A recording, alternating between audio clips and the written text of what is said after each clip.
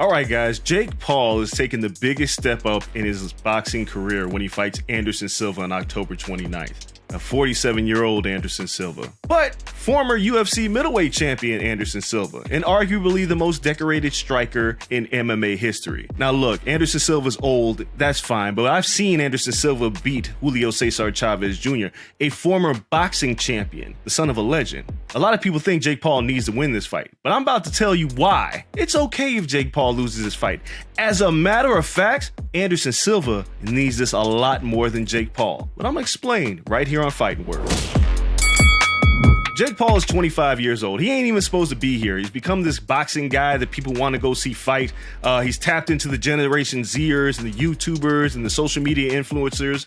And he's undefeated, which is great. But he's fighting Anderson Silva. And again, Anderson Silva is 47 years old. But again, Anderson Silva is a former UFC champion who looks like a legit fighter. He's not Ben Askren. He's not Tyron Woodley. He used to fight at 205 pounds. So they're about the same size. They're just, years apart to the point where Anderson Silva could be Jake Paul's daddy.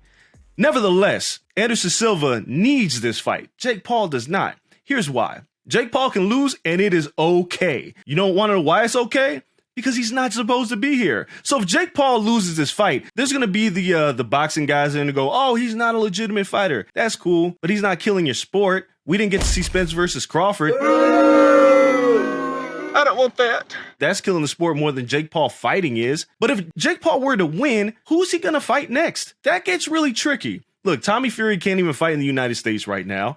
He could fight Nate Diaz. That's cool. And that'd probably make him a lot of money. But what you want to do is extend your shelf life. So if Jake Paul were to lose a competitive fight to Anderson Silva, guess what happens? A rematch. And you know what happens in the rematch? Bigger numbers, more pay-per-view buys. If Anderson Silva were to lose this fight, he really has nowhere to go in his boxing career because he's 47 years old. He's older than most guys like Floyd. He's older than Floyd Mayweather, guys. There's really nothing for him to do. But if Anderson Silva wins and beats Jake Paul in a very close fight that's fun and unpredictable, because a lot of people have no idea what's about to happen in this fight, there's a rematch.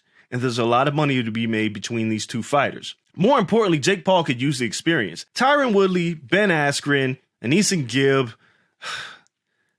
Nate Robinson? Before they stepped in the ring with Jake Paul, they had a total combined boxing record of 0-0. At least Anderson Silva's fought somebody who's a boxer. At least Anderson Silva can call himself a boxer. So if Jake Paul were to lose, people would say, yeah, he's old, but he is good. And I'd like to see the rematch to see what would happen. And there's a lot of money to be made in that rematch. The Nate Diaz fight's always going to be there for Jake Paul. Whether his record is 5-0, 6-0, 7-0, or like 7-1 or 7-2 or 7-3, it still makes money. What Jake Paul has done that's more important than most boxers, he doesn't live and die by that undefeated record. His fans are going to be his fans no matter what. And you can explain away a loss to an MMA legend in Anderson Silva. You can say he's 47, but again, he might just be better than Jake Paul on that night. And age and experience sometimes beats youth.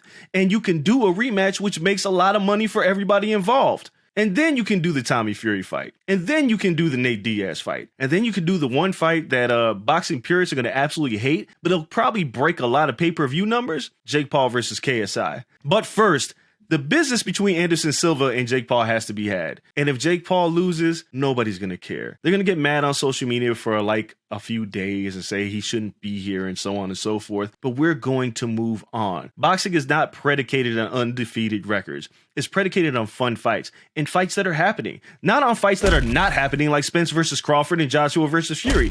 At least we're getting Jake Paul versus Anderson Silva. They don't need to win this fight and stay undefeated to remain popular. Anderson Gibb got knocked out by Jake Paul, and I'm sure his next fight, he'll be just fine. KSI is not expected to go undefeated for the rest of his life. Fans don't care that much.